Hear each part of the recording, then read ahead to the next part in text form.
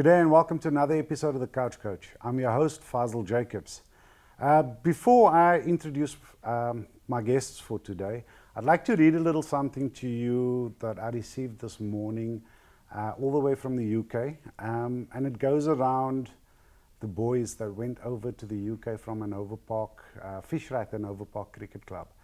And the message goes, Dear Faisal, 4 months ago I was privileged to be part of a group from our cricket club, Moseley Ashfield, to welcome and host a group of your countrymen from Fishrite Hanover Park Cricket Club. For me, my family, friends and colleagues, it was, to say the least, a life-changing experience. The rained-off cricket match when Moeen Ali paid a visit was so memorable, most especially for the way that the children from both teams mixed and bonded so well. My daughter Matilda still sings Shosha Losha, and on an almost daily basis.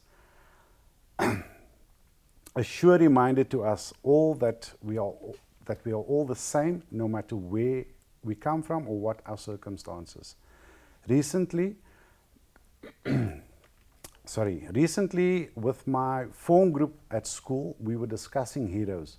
The usual names came up, footballers, pop stars and the like, but when it came to my turn, they were shocked to hear the names of Ashraf, Shafwan, Riyad, Christopher, David and Wesley listed as my heroes. It then meant that they had to go through the whole story of how I came to know and respect them so greatly. I'm proud if that isn't too presumptuous to call them my friends too.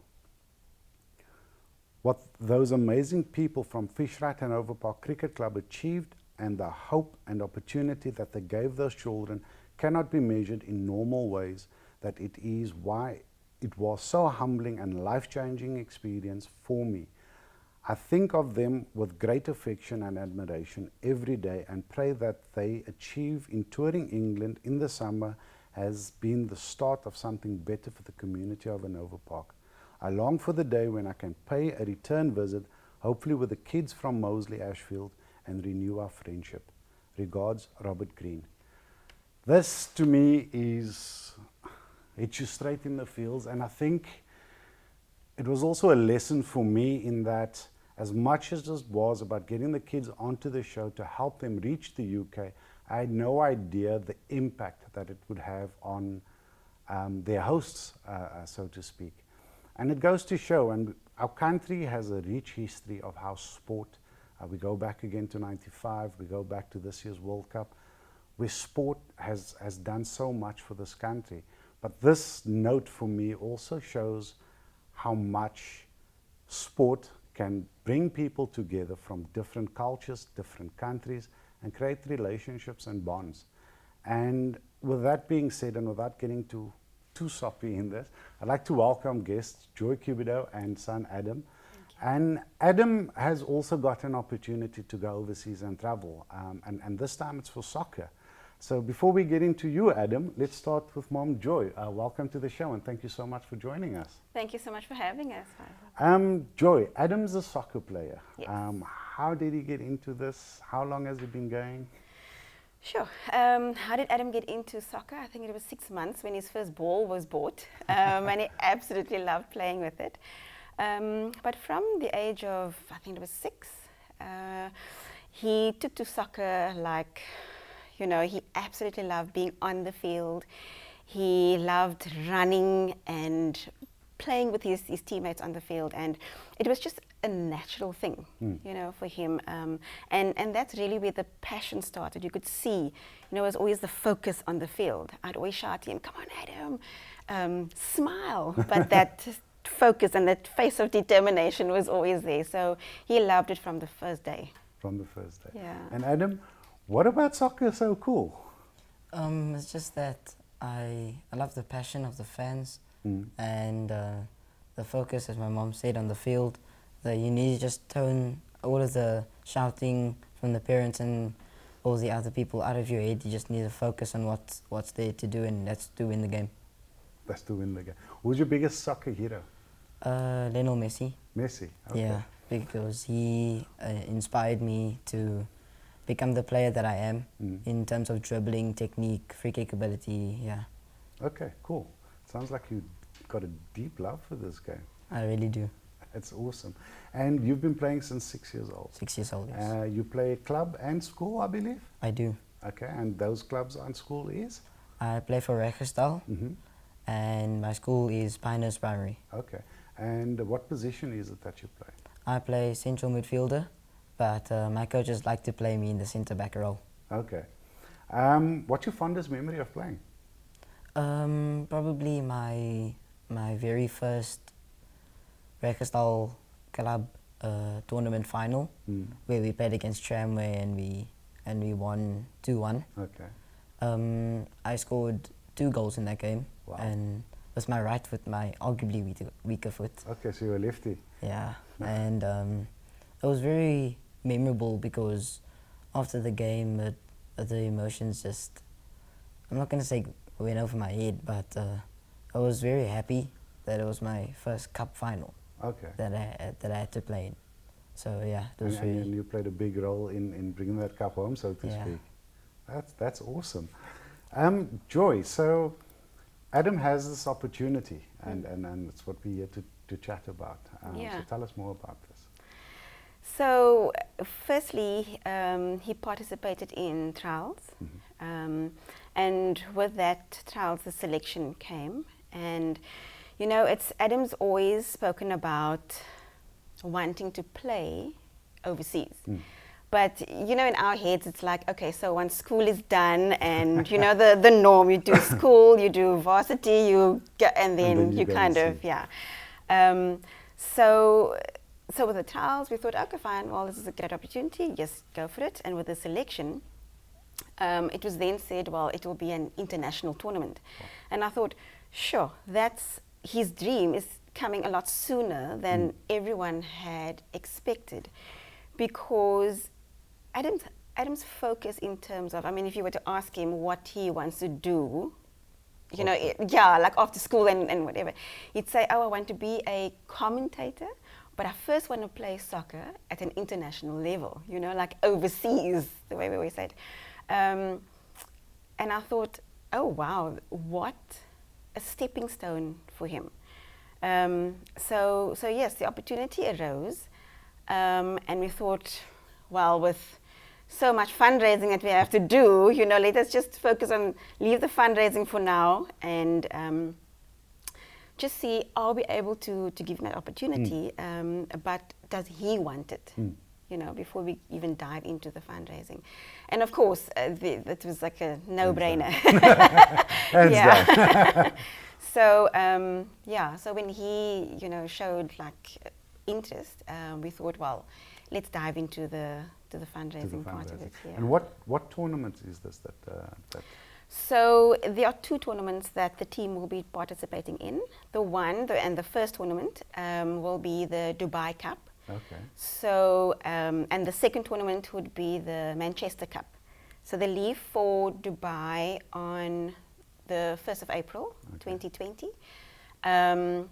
And because it will be so hot, the games will be played in the evening. Oh, nice. And Under lights. yeah. See that smile. And then there'll be one excursion, and then they fly directly to Manchester thereafter, and participate there. And I think with one excursion as well, they get to go to Old Trafford. Nice. Yes, and Another smile. yeah, yeah. So you know, like all of this, it just sometimes seems surreal because at one stage it was only a dream. It was just, you know, like one day I'd like to. And here the opportunity is kind of in your hands, and so let's do something about making it real.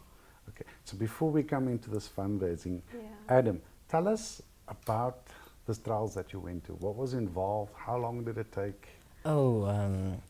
Well, the trials started off, we got there at about 2 o'clock, and we had to, since there was a double booking at the venue where we had to play, we waited there for about 2 hours before we actually got started on the trials.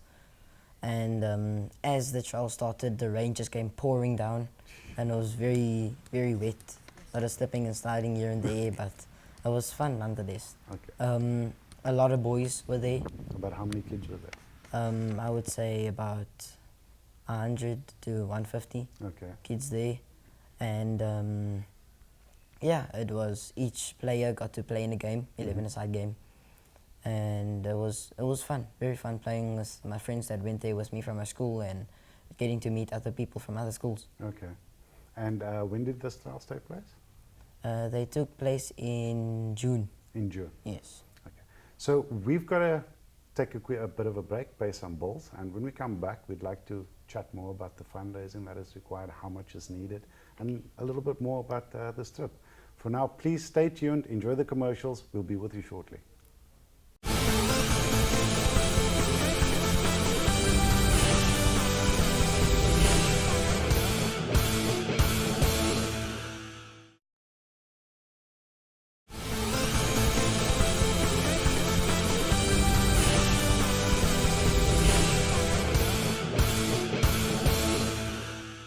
Welcome back to the couch. I'm your host Fazil Jacobs, and in studio we have Joy and Adam Cupido. We're chatting to the soccer whiz kid that is Adam, that's hoping to go to Dubai and the UK to participate in two separate soccer tournaments. So Adam, going overseas and Dubai, it's hot. Why? First of all, it's a really big opportunity for me. I mean, Dubai isn't really well known for its soccer. That's why I was a bit surprised at first to be going there. But yeah, it's going to be very hot, even though we're playing in the evenings. Yeah. I wouldn't be surprised if they are like 30-minute, well, every 30 minutes there are like 5-minute water breaks or something like that, just before half time and stuff. But yeah, I'm going to really enjoy it. Well, what are you looking most forward to? When we go to Old Trafford. Yeah. Okay, so I take it you're a Manchester supporter. Yeah, but the other side of Manchester. Oh, the city side. Yeah. Mom, Joy, so if he goes, he obviously needs funding to get there. How much is it that you're needing to raise? So the total amount that we need to raise is 48,000. The 48,000 does cover everything, and everything means it's of course the flights, it's the accommodation, all the meals, breakfast, lunch, and supper, as well as tournament fees. So each child needs to, raise the 48,000. Oh, and it also includes the kit that they play in, and whatever snacks I think goes with it. So yeah, that's the total. So when they're going over, which team do they represent? Or is there a team name?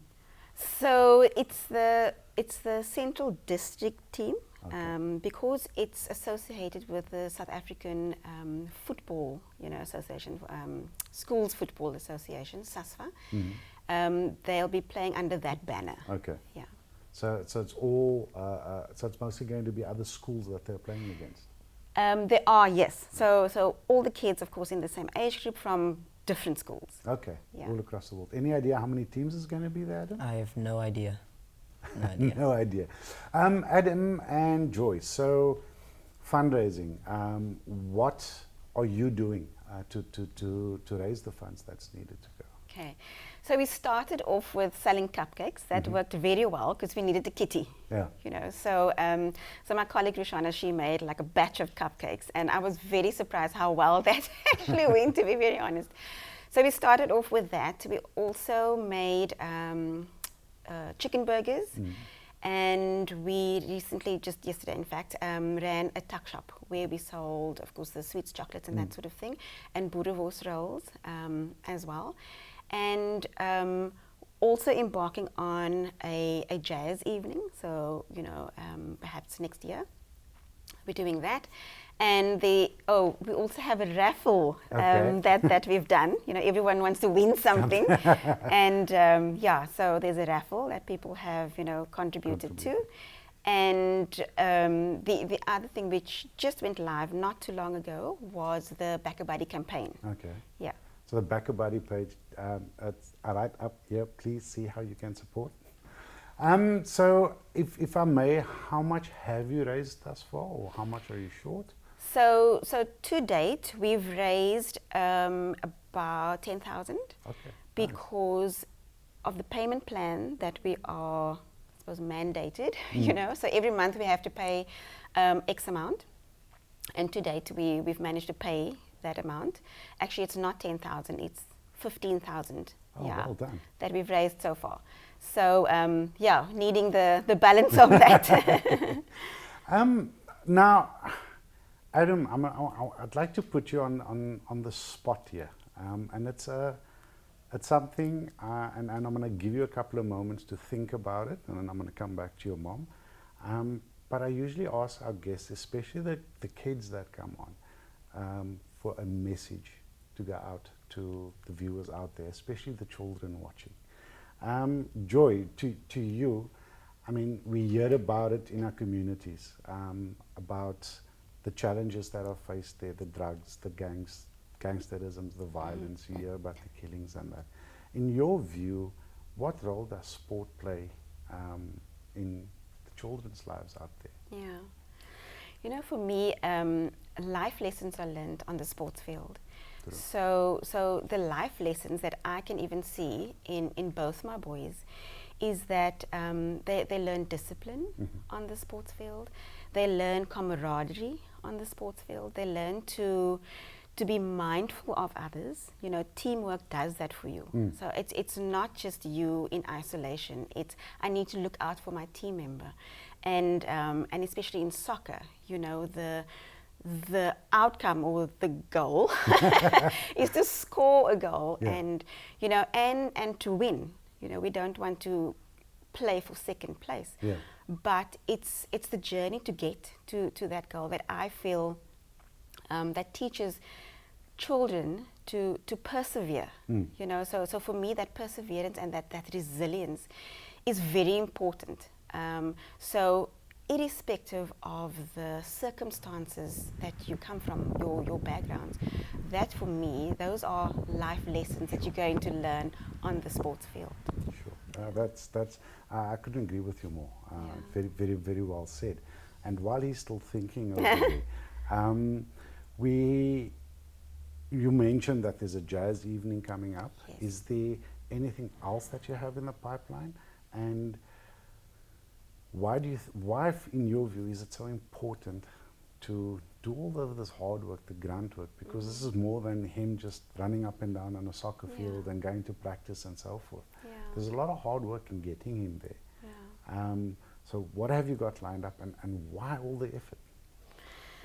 So I think the effort is really because I want to give my child an opportunity. And you know, as cliched as that might sound, it's the reality.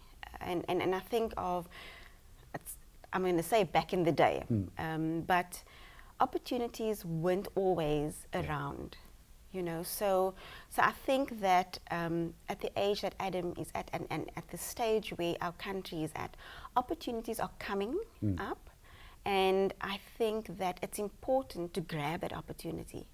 You know, I want this effort. I want Adam also to learn from you know, the effort. It's not just about going to Dubai, but it's about working hard for what you want. You know, whether it's on the sports field or whether it's generally in life. So he's putting in the effort as well. That's good. You know, so he was buying the sausages yesterday. But yeah, so for me, it's putting that effort in because an opportunity needs to be seized. It cannot be missed, whether it's on the sports field or whether it's generally in life. Awesome. Adam, how do you feel about the hard work? As you say, it is very hard work.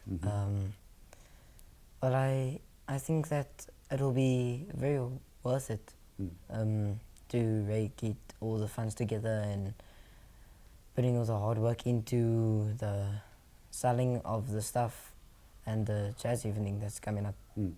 After the jazz evening, or is there anything else planned, or?